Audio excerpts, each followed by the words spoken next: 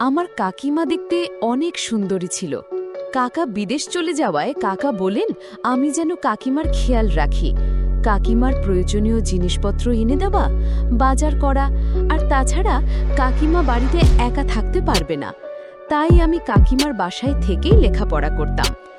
একদিন কাকিমা বলল, তোকে একটা কথা বলতে চাই, যে কথা তুই কাউকে বলবি না, আমায় কথা দে।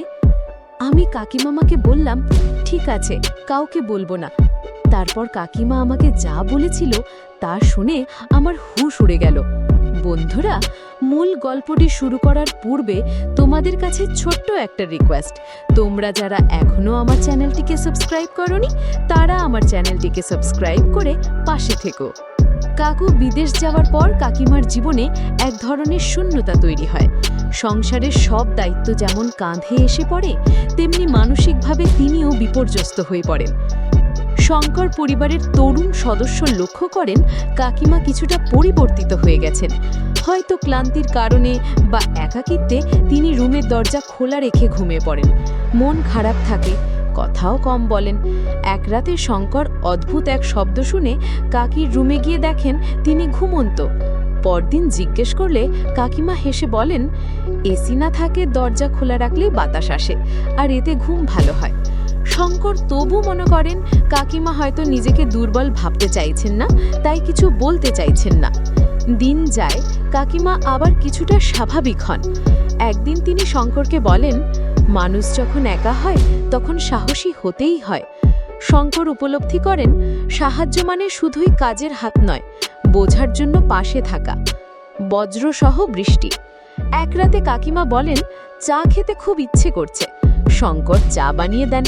কাকিমা জানালার পাশে দাঁড়িয়ে আকাশ দেখেন, যেন জীবনের একটা ভার হালকা করতে চাইছেন। শঙ্কর আরেকবার উপলব্ধি করেন বয়স, সম্পর্ক, আত্মীয়তার বাইরেও মানুষের ভেতরের কথা বুঝে ওঠা অনেক জরুরি। কাকিমা বললেন, বাবা তাড়াতাড়ি ঘরের দরজাটা বন্ধ করে আয়, বাতাসে ধুলোবালি আসছে। আমি তাড়াতাড়ি দরজা বন্ধ করলাম। তারপর যা ঘটেছিল তা জানতে ভিডিওটি প্রথম থেকে শেষ পর্যন্ত দেখুন। আমি গ্রামে বড় হয়েছি, কিন্তু স্বপ্ন ছিল ইঞ্জিনিয়ার হব। বাবা পড়াশোনার প্রতি খুব যত্নবান ছিলেন। স্কুল শেষ করে শহরে কলেজে ভর্তি হতে চাইলাম। শহরে আমার ছোট কাকু থাকতেন, তিনি ভর্তি করাতে নিয়ে গেলেন। কলেজটা শহরের নামকরা একটি প্রতিষ্ঠান। ভর্তি হয়ে আমি খুব খুশি। প্রথম দিনে শুভ্র নামে একজন বন্ধুর সঙ্গে পরিচয় হয়। আমি ভেবেছিলাম ছাত্রাবাসায় থাকব, কিন্তু কাকু বললেন, আমার বাসায় থাক, কাকিমা তোকে মার মতো দেখবে।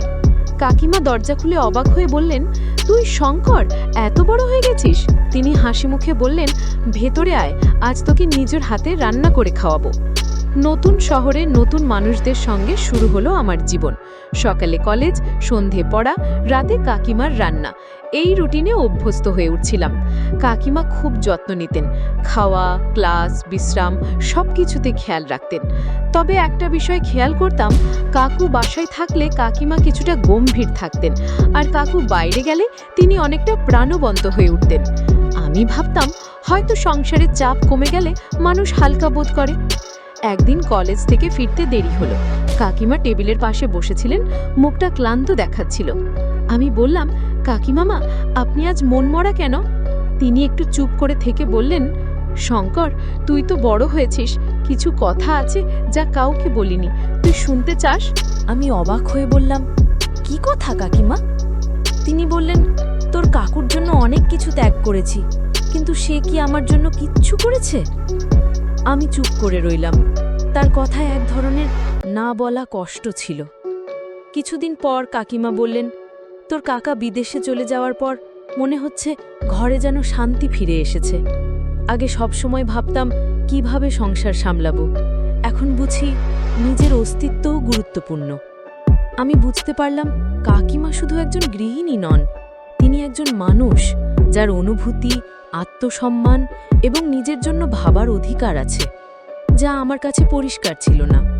আমি বুঝতে পারছিলাম না কেন কাকিমা কাকু চলে যাবার পর এতটা স্বস্তি পাচ্ছেন, আবার কেন এতটা দুঃখ কষ্টও ছিল তার মধ্যে। কিছুদিন ধরে আমি লক্ষ্য করছিলাম তিনি রুমের দরজা খুলে রেখে ঘুমাতেন। আমি ভেবেছিলাম হয়তো ভুল করে কাকিমা দরজা খোলা রেখেই শুয়ে পড়েছেন, কিন্তু পরদিনও একই ঘটনা ঘটল। আমি কিছুই বুঝতে পারছিলাম না। এক রাতে ঘুম থেকে উঠে দেখি কাকিমা রুমের দরজা খোলা রেখেছেন, অথচ আগে কখনো এমন করতেন না। আমি ধীরে ধীরে রুমের কাছে গিয়ে কিছুক্ষণ চুপ করে দাঁড়িয়ে থাকলাম। তারপর কাকিমাকে না ডেকে নিজের রুমে ফিরে এলাম। আমি জানতাম না কাকিমার জীবনে কি দুঃখ কষ্ট ছিল। পরদিন সকালে জিজ্ঞাসা করলাম, কাকিমা, রাতে তোমার ঘর থেকে একটা আওয়াজ পেয়েছিলাম। তিনি একটু চুপ করে থেকে বললেন, হয়তো টিভি বন্ধ করতে ভুলে গিয়েছিলাম, চিন্তা করিস না। কিন্তু আমি জানতাম তার ঘরে কোনো টিভি নেই। কথার মধ্যে যেন একটা রহস্য ছিল যা তিনি প্রকাশ করতে চাইছিলেন না। একদিন সন্ধ্যায় পড়াশোনা শেষে বললাম, কাকিমা, আজ অনেক ক্লাস ছিল, মাথা ব্যথা করছে। তিনি কিছু না বলে চুপচাপ আমার জন্য গরম চা বানিয়ে দিলেন। আমি লক্ষ্য করলাম সেই দিনের পর থেকে তিনি খুব কম কথা বলতেন। মাঝে মাঝে মনে হতো তিনি কিছু একটা ভাবছেন, কিন্তু মুখে কিছু বলেন না। একদিন জিজ্ঞেস করলাম, কাকিমা, আপনি কি খাচ্ছেন? এত চুপচাপ কেন? তিনি একটু অদ্ভুতভাবে হাসলেন। আমি বুঝতে পারলাম তার মধ্যে একটা চাপা দুঃখ ছিল যা তিনি কাউকে বলতে চাইছিলেন না। কাকু বিদেশে চলে যাওয়ার পর কাকিমা যেন বদলে গিয়েছিলেন। কখনো হাসতেন, কখনো চুপ থাকতেন, কখনো নীরবে চোখ মুছতেন। সবকিছু যেন এক অদৃশ্য ভারে ঢাকা ছিল। আমি ভাবলাম হয়তো কাকিমা তার জীবন থেকে কিছু হারিয়েছেন, কিন্তু সেটা কাউকে বুঝতে দিতে চান না। তার এই নীরবতা, তার এই অভিব্যক্তি সবই যেন এক গভীর গল্প বলে, যা শব্দে বলা যায় না। কিছুদিন পর একদিন রাতে আমি রুমে ঢুকতে গিয়ে শুনতে পেলাম কাকিমা হালকা গলায় কথা বলছেন। আমি ধীরে ধীরে গিয়ে শুনলাম তিনি নিজেই কথাগুলো বলছেন, যেন কাউকে কিছু বলতে চাইছেন। কিন্তু আমি তো কাউকে দেখতে পেলাম না। তাহলে কাকিমা কি একা একা কথা বলছিলেন?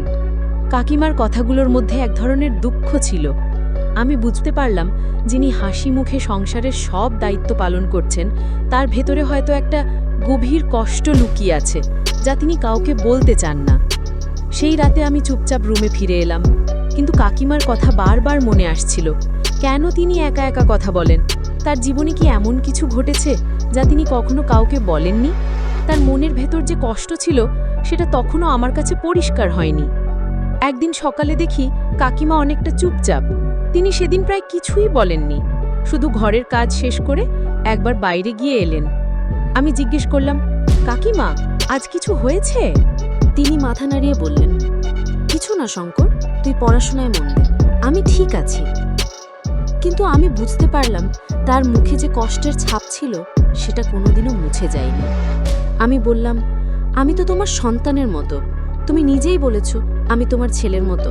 তাহলে মা হিসেবে তুমি আমার কাছে বলো, তোমার কি এমন কোনো দুঃখ আছে যা কাউকে বলতে পারছো না? অন্তত আমাকে বলো। কাকিমা শুধু বললেন, আমার কোনো দুঃখ নেই, তুই লেখাপড়ায় মন দে, আমাকে নিয়ে কারো ভাবার দরকার নেই। আমি কখনো ভাবিনি যে মানুষটা আমাকে নিজের সন্তানের মতো ভালোবাসেন, তার জীবনে এমন কোনো কষ্ট থাকতে পারে যা বাইরে থেকে কেউ বুঝতেই পারে না। আমি জানতাম না কাকিমা এতটা যন্ত্রণার ভেতর দিয়ে যাচ্ছেন। তার মনের গভীরে যে ভার ছিল, আমি তা এখনো পুরোপুরি বুঝে উঠতে পারিনি। এই এক অদ্ভুত সময় ছিল। কাকিমা গত কয়েকদিন ধরেই বেশ চুপচাপ ছিলেন। আজ সকালে আবার তাকে রান্নাঘরে দেখে আমি কিছুটা অবাক হলাম। তিনি রান্নার কাজ করতে করতে হঠাৎ বললেন, শঙ্কর, জানিস তো, অনেক সময় মানুষ নিজের জীবনের অনেক কিছু চাপা দিয়ে রাখে, শুধু তারা অন্যের জন্য হাসি খুশি থেকে বেঁচে থাকে। আমি অবাক হয়ে বললাম, কাকিমা, আপনি তো সবসময় এত হাসি মুখে থাকেন, আপনি তো কখনোই আমাদের দেখাননি যে আপনি অনেক কষ্টে আছেন। কাকিমা মাথা নিচু করে কিছুক্ষণ চুপ ছিলেন। তারপর বললেন, তুই তো মনে হয় বুঝতে পারিস না, আমার জীবনটা একসময় অনেক ভালো ছিল, কিন্তু সবকিছু যখন বদলে যায় তখন আমাদের কাছে কিছু স্মৃতি থাকে, কখনো কখনো কিছু দুঃখ কষ্ট থাকে যা কাউকে বলা যায় না। তার কথা শুনে আমি আর কিছু বললাম না, কারণ আমি বুঝতে পারলাম কাকিমার জীবনে অনেক গল্প রয়েছে যেগুলো আমি কখনো জানব না। তবে তার মুখে হাসি থাকলেও গভীরভাবে তার মনের ভেতরে এক অজানা যন্ত্রণা ছিল যা আমি কখনোই পুরোপুরি বোঝাতে পারবো না। আজ সকালে আমি খেয়াল করলাম কাকিমা একদম মুচকি হাসছেন, কিন্তু তার হাসির মধ্যে যেন একটা দুঃখ লুকিয়ে ছিল। কাকিমা হঠাৎ আমায় বললেন, আমি যখন তোর কাকুকে বলেছিলাম তুমি যদি চলে যাও তাহলে আমি বিশাল শহরে কিভাবে থাকব, তোর কাকু তখন বলল আমাকে গ্রামে রেখে আসবে। তখনই কিন্তু আমি জানতাম আমাকে একদিন একাকী থাকতে হবে। সে চলে যাওয়ার পর থেকেই তার মনের ভেতর একটা বড় শূন্যতা তৈরি হয়েছিল। তবে এখন বুঝতে পারছেন, হয়তো জীবনটা একাই চলা শিখতে হবে। মনে হচ্ছে দুনিয়াতে কেউ কারণ নয়। আমি তখন বললাম, কাকু তো আর সারা জীবনের জন্য বাইরে চলে যাননি, কাকু তো বছরখানেক পরেই ফিরে আসবেন। কাকিবা আমার কথা শুনে কান্না করতে লাগলেন, যা আমি আগে কখনো দেখিনি। তার কথাগুলো খুবই দুঃখ ভারী ছিল, তবে সেগুলো ছিল জীবনের এক কঠিন বাস্তবতা। আমি তবুও কিছু বললাম না, কারণ আমি জানতাম কাকিমার মনের মধ্যে একটা বিশাল দুঃখ কষ্ট আছে, যা তিনি কাউকে কখনো বলেননি।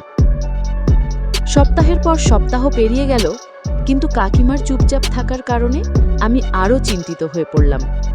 একদিন সন্ধ্যায় আমি কাকিমাকে গিয়ে বললাম, কাকিমা, আপনি তো কিছু বলছেন না, কেমন আছেন, কোনো সমস্যায় পড়েছেন? কাকিমা একটু সময় নিলেন, তারপর ধীরে ধীরে বললেন, এখন আমি অনেক কিছু বুঝতে শিখেছি শঙ্কর। জানিস, এই শহরে এসে মনে হয়েছিল নতুন জীবন শুরু করব, কিন্তু আসলে কিছুই নতুন হয়নি। আমার জীবনের পুরনো স্মৃতিগুলো সবসময় আমার চোখে ভেসে ওঠে। আমি বললাম, আপনার জীবনের স্মৃতিগুলো যদি আমার সঙ্গে ভাগ করে নিতে চান, আমি শুনতে প্রস্তুত। কিন্তু কাকিমা বললেন, না, আমি বলতে চাই না।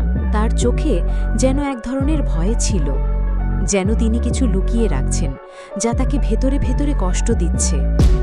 একদিন বিকেলে আমি বই পড়ছিলাম আর কাকিমা রান্নাঘরে ছিলেন। আমি খেয়াল করলাম তিনি আজ বেশ মনোযোগ দিয়ে রান্না করছেন, কিন্তু তার মুখে চিন্তার ছাপ স্পষ্ট। আমি রান্নাঘরে গিয়ে বললাম, কাকিমা, আপনি আজ একটু ভিন্ন দেখাচ্ছেন, কিছু চিন্তা করছেন? তিনি মুচকি হাসলেন, কিন্তু সেই হাসির আড়ালে ছিল এক অস্পষ্ট দুঃখ। তিনি বললেন, শঙ্কর, তুই পড়াশোনায় মন দে। জীবনের নানা দিক একসাথে নিয়ে চিন্তা করাটা খুব কঠিন। তোর বাবা কষ্ট করে টাকা রোজগার করে তোকে লেখাপড়া করতে পাঠিয়েছেন। তুই ভালো করে পড়াশোনা কর, আমাকে নিয়ে চিন্তা করিস না। ভগবান আমাকে ভালো রেখেছেন। আমি বুঝতে পারলাম তিনি কিছু লুকাচ্ছেন। আমি বললাম, আপনি তো আমাকে নিজের সন্তানের মতোই ভাবেন, তাই না? তিনি বললেন, অবশ্যই, তুই তো আমার ছেলের মতোই। আমার সংসারে তো তোর কাকু ছাড়া আর কেউ নেই। আমি বললাম, তাহলে আজ আপনি আমাকে বলুন, আপনার জীবনে এত দুঃখ কষ্ট কেন? কাকিমা তখন কথা ঘুরিয়ে বললেন, তোর পরীক্ষা কবে? আমি বললাম, জুন মাসের 6 তারিখ। এখন তো এপ্রিল চলছে। আমি বললাম, মে মাসের 7 তারিখ। কাকিমা বললেন, তাহলে তোর তো আর বেশি দিন নাই পরীক্ষার, ভালো করে পড়াশোনা করে গিয়ে। আমি তখন কাকিমাকে বললাম, কাকিমা, তুমি কিন্তু আমার প্রশ্নের উত্তর দিলে না। তিনি বললেন, তোর পরীক্ষা শেষ হোক, তারপর বলবো। আমি কাকিমার কথা মেনে নিলাম। মনে মনে সিদ্ধান্ত নিলাম, পরীক্ষার পর কাকিমার মনের কষ্টের কথাগুলো আমাকে জানতেই হবে। দেখতে দেখতে আমার পরীক্ষা চলে এলো। আমি মন দিয়ে লেখাপড়া শুরু করলাম। পরীক্ষা শেষ হওয়ার পর কাকিমাকে জিজ্ঞেস করলাম, আপনি বলেছিলেন আমার পরীক্ষা শেষ হলে আপনার দুঃখের কথা বলবেন, এখন বলেন। তখন কাকিমা কান্না ভেজা কণ্ঠে বললেন, আমার বিয়ে হয়েছে আজ থেকে 7-8 বছর হবে, কিন্তু আমার একটাও সন্তান নেই। আমি সেই কষ্টে সবসময় মনমরা হয়ে থাকি। আমার কোনো সন্তান নেই, এটাই আমার সবচেয়ে বড় দুঃখ। আমি কাকিমাকে সান্ত্বনা দিয়ে বললাম, কাকিমা, ভগবান যাকে খুশি সন্তান দেন, আবার যাকে খুশি কিছুই দেন না। তাই বলে কি ভগবানের উপর রাগ করা যায়? আপনি চিন্তা করবেন না। আপনি নিজেই বলেছেন আমি আপনার সন্তানের মতো। আজ থেকে আপনি আমার মা আর আমি আপনার সন্তান। তখন কাকিমা কান্না করে বললেন, সত্যি তুই আমার সন্তান, তুই আর একবার আমাকে মা বলে ডাক। আমি কাকিমাকে জড়িয়ে ধরে বললাম, মা, আজ থেকে কাকিমা আমার মা আর আমি তার সন্তান।